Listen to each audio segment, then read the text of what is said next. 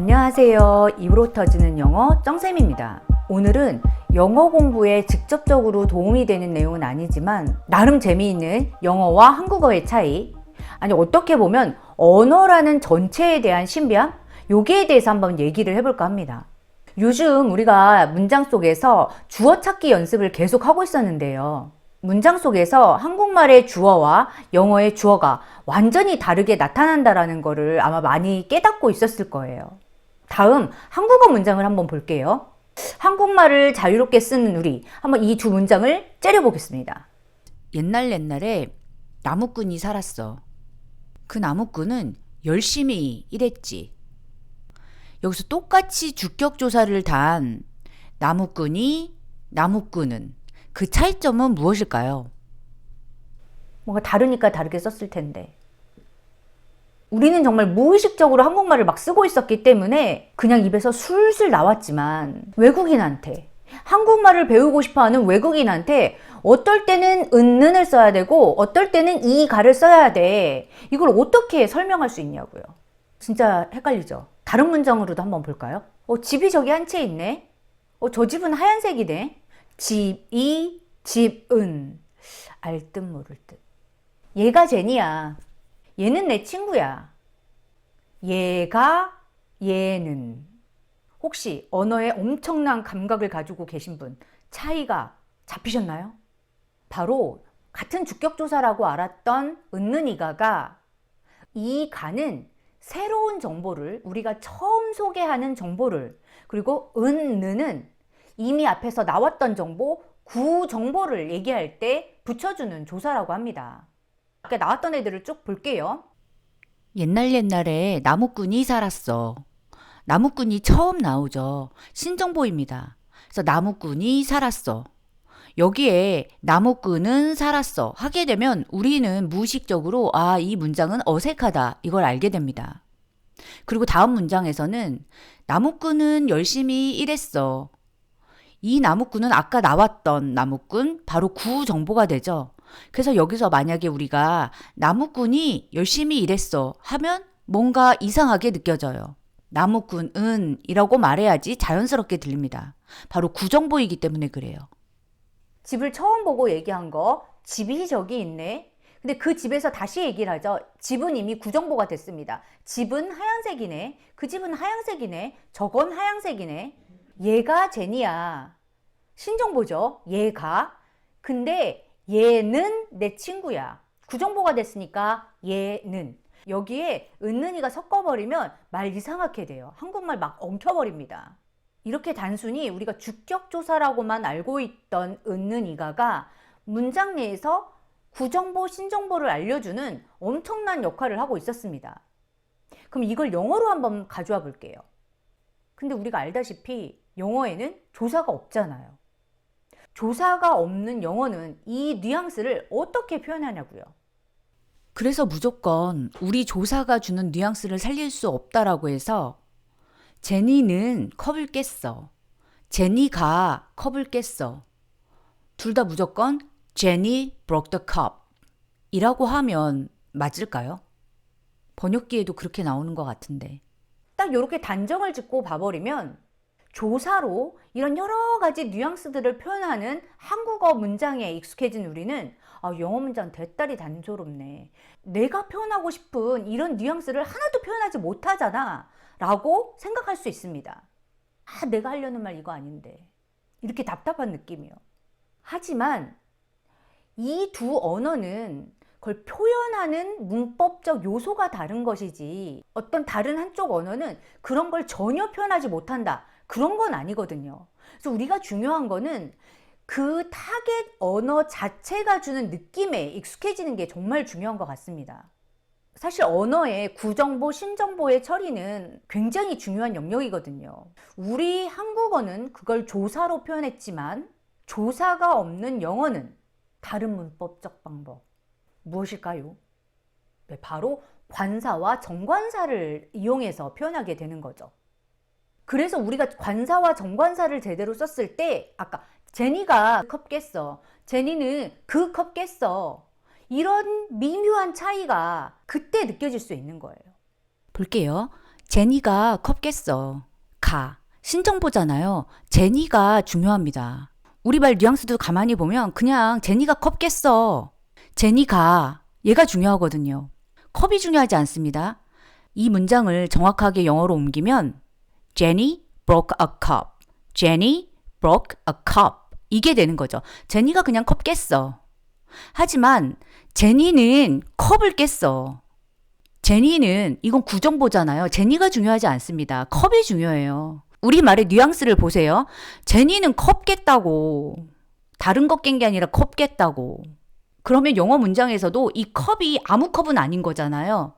그래서 이 문장을 영어로 정확하게 옮기게 되면 Jenny broke the cup. 이렇게 되는 거죠.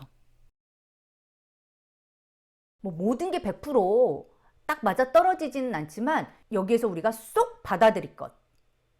우리말에 은는 조사가 붙는 것은 대부분 영어의 구정보를 나타내는 정관사 더를 붙입니다.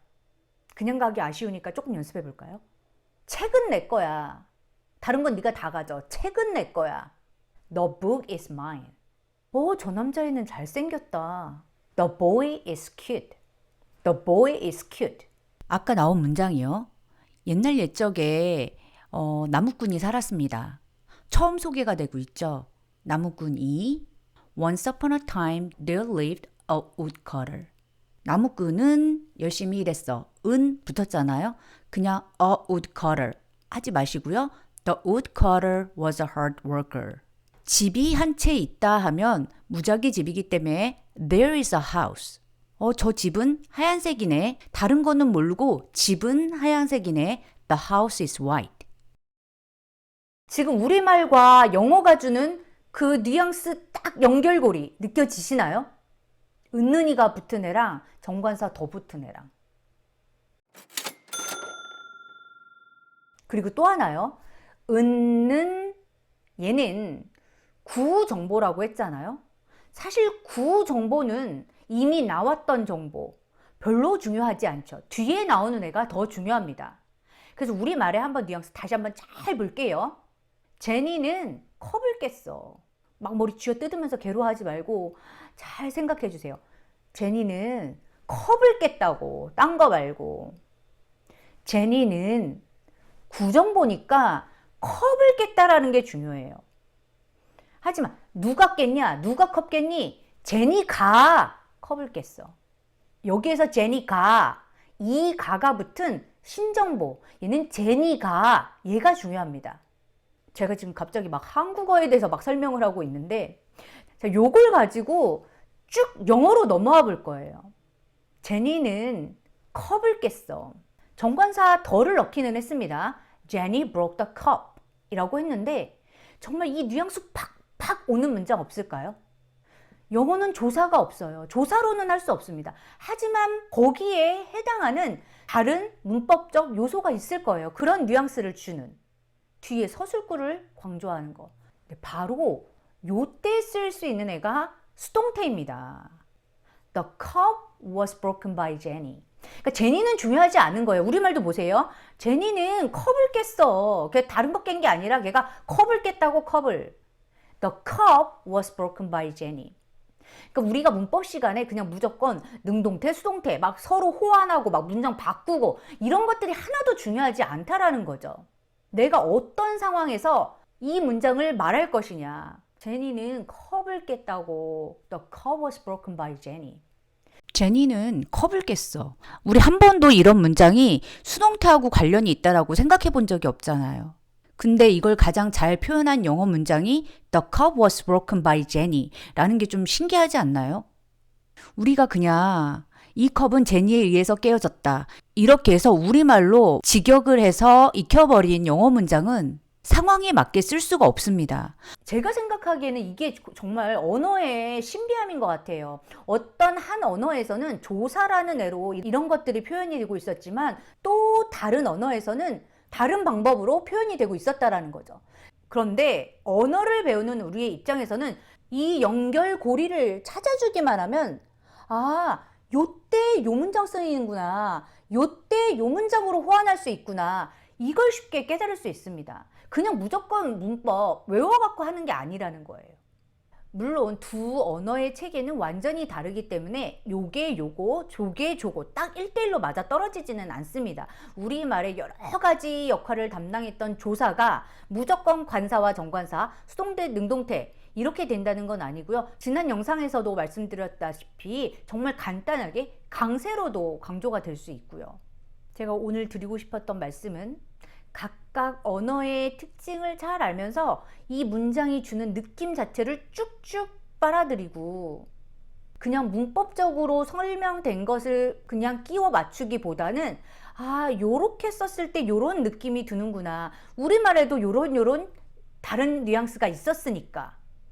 이런 것들을 느껴가면서 공부를 하면 좀 더 쉽고 좀 더 재밌고 좀 더 이해도 빠르고 하지 않을까 싶습니다.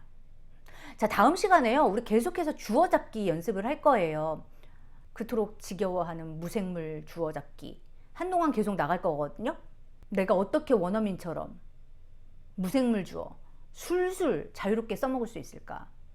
근데 그냥 외워서 쓰는 것이 아니라 얘네들이 사람 주어가 아니라 왜 무생물 주어를 쓰고 무생물 주어를 썼을 때 어떤 뉘앙스가 느껴지는지 그 느낌까지 같이 연습하고 싶다면 구독, 좋아요, 알람 꼭 같이 해주세요. 다음 영상에서 다시 만나요.